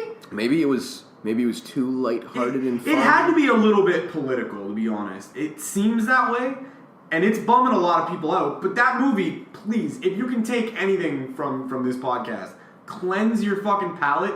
Watch Lego Movie. Honestly, it's a great movie just to come back to for fun. Will Ferrell's cameo, not cameo, but his presence is like Lord Business. Like one of the most fun. Batman. Will Arnett is Batman. Oh, it's the best. Hysterical. Oh, it's the best. Reminds me of you a lot, actually. I'll take that as a compliment openly. Come on, babe. Let's go. But yeah, again, Lego Movie reigns supreme in my heart. I've got to see Big Hero. I got to see Big Hero. I'll take the winners from the Oscars and watch them and go, should have been 50 Shades. Best visual effects, Interstellar, totally deserved. That movie. There's no denying it. Could you really beat that movie? No. I mean, the only thing we could improve with Interstellar would be the choice of hair care product, as you were so happy to inform us. We'll say that again? Hair care product. Oh god. It didn't even resonate with you. You've pushed it so far out of your mind. You look like a dip cone. I'll say that again. It was fucking ridiculous. Totally unnecessary dying of hair. Just so we're clear, Matthew McConaughey, we can totally buy as an airline pilot, but not with that hair color. It was not all right. It was just bad. It was all wrong. But that's our Oscar recap. I think that very soon we are going to do our own awards. We've been talking about it. I mean, again, it's all about feedback. Again, I'm going to take this opportunity as we're kind of capping up and closing off, guys. I can't stress enough. Please send us your feedback, man, on anything. It's FHC podcast. Unless it's that you like 50 Shades, and then send us that. I'll start a fucking Twitter war with you assholes. I don't give a shit. What you like is awful, and you should feel ashamed. I can write better erotic literature while I'm at work. Let's do that. Let's have a contest. Let's write erotic literature while we're at work, and then not have anyone find it ever because I don't want to. That's what I've been writing the past few Is it actually? No, God, no. I could be, though. You never know. I could probably write better erotica. Dude, anyone could. It's not hard because you could it was not hard at all. Oh, God. It wasn't even semi. Oh, look. Okay. That movie sucked.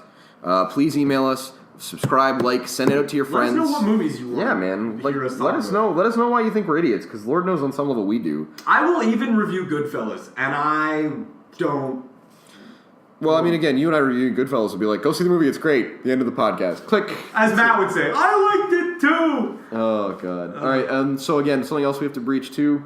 We gotta grab Ironside by the hair and drag him into one of these, and we need to redo Starship Troopers via because I'm a dipshit. Support. Whatever, we'll address it. But thanks for tuning in, guys. I apologize for 5. This is episode 5, but technically this is only one movie in them. 5 Shades of Shite. All right. 5. Again, 5 and 50, it works out. But this is episode 5, so I mean, this is at least a thing now. We're still doing it. We have our next 3 movies planned. I'm not going to tell you now because we're going to see how things go. But subscribe, follow. We're working on a website that'll be coming out soon enough, and we're looking at you, Neumann. And Jesus, please help us. And remember, if you're offended, it's your fault, not ours. It's not our fault at all, actually. It's not. No.